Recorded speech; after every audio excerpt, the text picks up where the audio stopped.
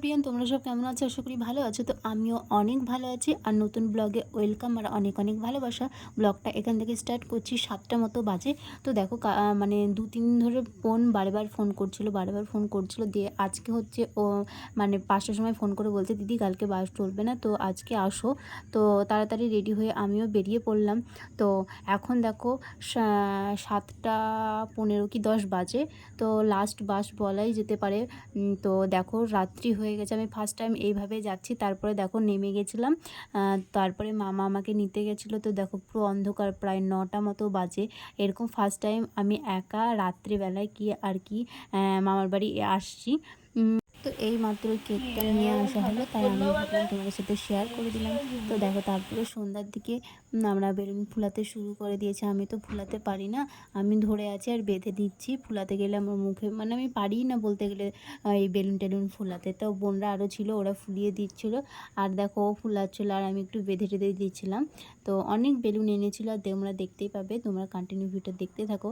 আর দেখো এখানটায় বেলুন অনেক ফুলানো হয়েছে আর ফুটফাট করে এক একটা ফুটেই যাচ্ছিলো আর কি। তো বোনকে বলছিলাম এখানে আয় বসে একটা ছবি তুলবি। তো দেখো এদিকে মামি ফ্রাইড রাইস করা কমপ্লিট হয়ে গেছে। তো এখানটায় একটু লেড়ে দিল হালকা করে। তো মামি সবটাই বানিয়েছে ফ্রাইড রাইস, খেতে বেশ অসাম হয়েছিল। তো আমি অতটা খেতে ভালোবাসি না, তাও একটু খেয়েছিলাম।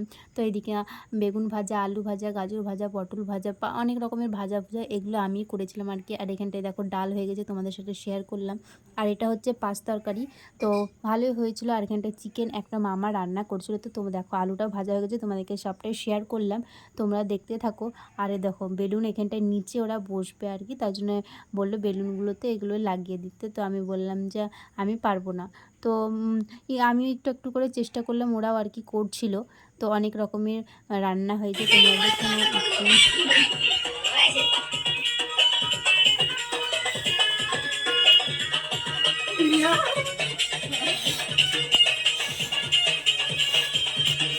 हाँ फायदा बजा ये दादा ओके शादी करायचे या संगे मोर जोडी जुमायचे नीची आणि बाबू लड़का है ना बेटा है मगर राजवली कोई नंबर है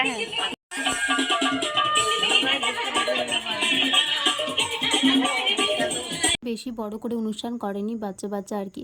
তো আমরা গেলে কি ও বেশি একটু খুশি হয়, এই জন্য দিদি আসো করছিল আর কি।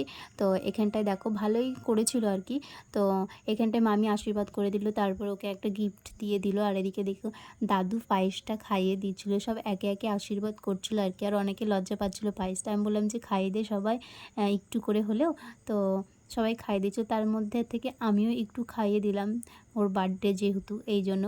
তো দেখো আমার লজ্জা লাগছিলো, অনেকে ছিল ক্যামেরার পিছনে, তো ওরা বলছে আমাদের দিকে ক্যামেরা করবি না, তো আমাকে ক্যামেরায় আনবি না, তার জন্য আমি আনলাম না। আর একটু লজ্জায় দেখো তাড়াতাড়ি খাইয়ে দিলাম আর কি। আর এখানে বসে আছে, এবার কেক কাটার পালা।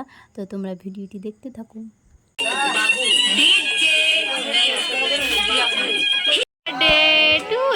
স্প্রেটা দে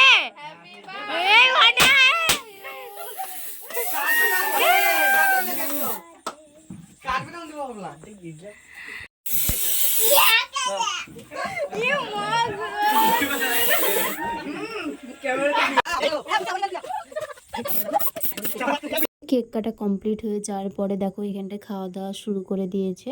তো ভিডিওটি কেমন লাগলো তোমরা অবশ্যই কমেন্ট করবে। আর চলো তোমরা সিনেমা টি-শার্ট দেখে নাও।